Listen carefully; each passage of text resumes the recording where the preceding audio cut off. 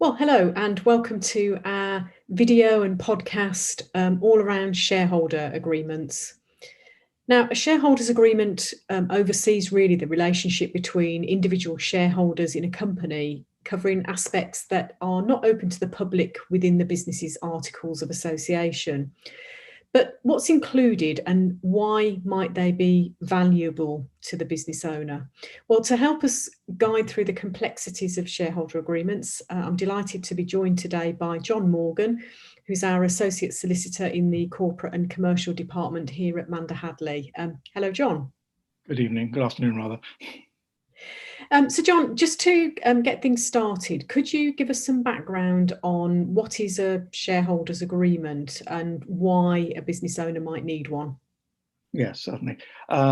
As you said in your opening remarks, Joe, it's a shareholders agreement is a private contract between the shareholders in a limited liability company. It's not open for public scrutiny, whereas the articles of association are.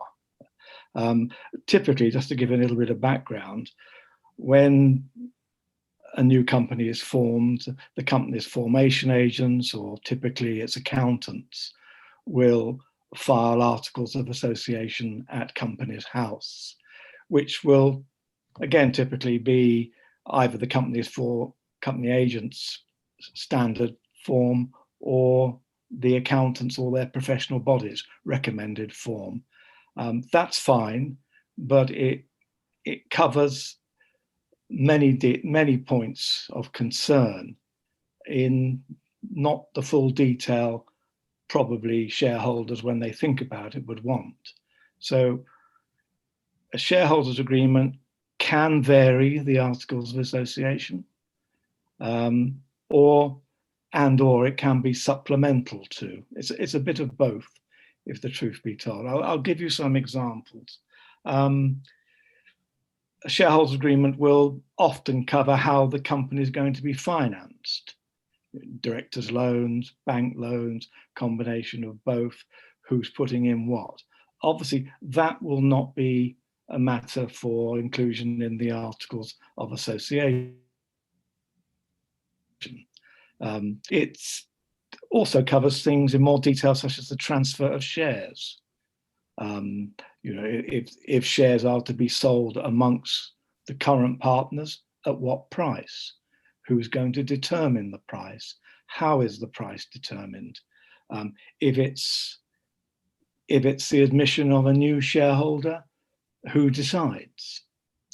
The majority shareholder, or does it have to be unanimous, or something in between? The composition of the board of directors. How many directors? Do directors' decisions go on a simple majority vote?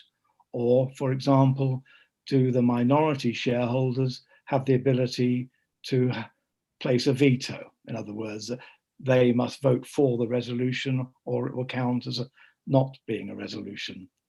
What happens, dare I say it, if one of the shareholders becomes critically ill or dies? If it's not provided for, then the shares by law will go by what's called transmission to the next of kin of the deceased. So the continuing shareholders could, perhaps rather unwillingly, in the best sense of the word, find themselves having to deal with the deceased family. That can be a difficult relationship. It also a shareholders agreement will seek to perhaps contain restrictions on what the shareholders can do outside the business. The obvious one being their ability to set up a competing business or something that could conflict with the activities of the company concerned. Obviously of critical importance, because these are relationships that don't go on for life. What happens when there's a view that it's time to sell the company, by which I mean, in the present context, sell the shares in the company. So those are some of the things that will need to be covered. So those are the more typical elements that you would Yes, find in a shareholders agreement. Okay. So can a shareholders agreement include provisions to protect the minority shareholders in the event of selling the business, for example? very much so. I mean, what I think you're in the jargon of the day, you're referring there to what's called tag-along rights. By which I mean, let's say if you're a 10% shareholder, and the 90% shareholder or shareholders want to sell, you don't necessarily, and in fact probably won't want to be left high and dry. Yeah. So you can include provisions in a shareholders agreement. Obviously, these are things for negotiation, but which oblige the majority shareholders to ensure that you, the minority shareholder, are also bought out at the same time and at the same price per share. Because of course, if you've got 90% of the shares, they're worth a lot more than 10%, which is something of a nuisance value to an incoming shareholder. Equally, it works the other way round. The majority shareholders, to enable themselves to sell their shares, may be obligated by the buyer to ensure that all the shares are sold.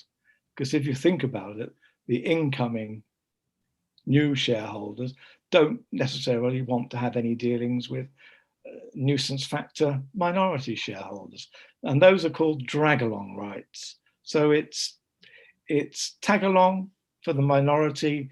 Don't leave me here on my own. Drag along. You must sell when we sell. Understand. And would a typical shareholders agreement also include things like details on dividends, such as who's entitled to them and when? The assumption there is there's one class of shares, but dealing with that, clearly, especially in the early years of a company, it's a burning. People want to get a return on their investment and their time. It's probably a combination of both. But obviously, you don't want to strip the company out of all its capital. So you need to try and decide how that's going to be covered, bearing in mind that the board of directors, as distinct from the shareholders, bearing in mind that a company operates at two levels: the senior management board of directors and the shareholders, which deals with their ownership rights and so on. But you may want to keep or ensure that enough money is kept in the company for a rainy day, rather than every time we make a profit, let's take it out and have a party. Yeah, understand. And again, just picking up on that, and something you mentioned earlier, can a shareholders agreement also place restrictions on shareholder activities? I know you mentioned about setting up in competition, but what other activities could be considered in that? It does. Of course, limited liability will cover all activities from service industry to light industrial and onwards from there. And obviously different situations apply to different types of business. But it would be inconceivable, really, in a shareholders agreement if you didn't seek to place restrictions on what a shareholder can do outside the company, both during his time as a shareholder in that company, if necessary, and certainly afterwards. Okay. And would and this might sound an odd question, but would a shareholders agreement be of any value to a sole shareholder? Interesting question. I would say no, because the chances are, if you are a sole shareholder, you are also a sole director, and therefore you are in complete command and control of your company. But obviously, again, if that sole shareholder finds his business expanding and he needs to attract other business partners, then at that point he should seriously consider a shareholders agreement. Okay. And I'm assuming the real benefit of this and the real value of this is to help avoid commercial disputes further down the line. It is clarity. I mean, I was just say that it's wise, because obviously shareholders agreements usually, not always, but usually are signed at the beginning of a venture. Everybody's optimistic, everybody's trying to look into the crystal ball and see what's going to happen down the road and hopefully be profitable and so on. But it's a good thing 3 or 4 years into the venture, if not before, to blow the dust off that shareholders agreement and see what needs to be changed, updated, what's happened that they didn't envisage, and what needs to be covered, but perhaps they couldn't think of at the time. Understand. Okay. So in all of this, John, how can you help a business owner put this together? Well, it's the experience that comes with advising a number of businessmen over a long period of time, knowing the issues that arise. It's that knowledge, that sort of background knowledge, if you like, that needs to be applied, because there's no one size fits all in shareholders agreement. Each situation is different, not radically different, but different from the next. So it's talking it through with the clients, seeing what needs to be covered, seeing what they're relaxed about, and clarity of drafting. So there's no ambiguity, and that everybody goes forward with their eyes wide open. Great. Well, thanks very much, John. That's been incredibly useful and insightful. And as with all of our content, if you'd like to contact John, if you're watching this on video, next slide will tell you how to do that. If you're listening to us on our podcast, then John's contact details will accompany the editor's notes. Thanks very much, John. Pleasure. Thank you.